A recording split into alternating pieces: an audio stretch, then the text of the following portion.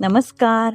उन्हाळ्यामध्ये तोंडाला चव आणणारी आणि झटपट अशी बनणारी कैरीची चटणी आज आपण बनवणार आहोत.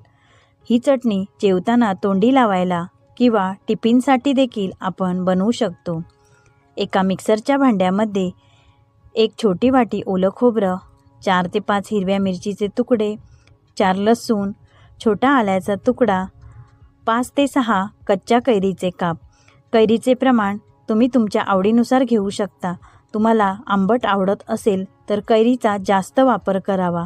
भरपूर सारी कोथिंबीर, चवीपुरते मीठ, आवडत असल्यास साखर घालावी आणि 2 ते 3 चमचे पाणी घालून मिक्सरमध्ये जाडसर अशी चटणी वाटून घ्यावी.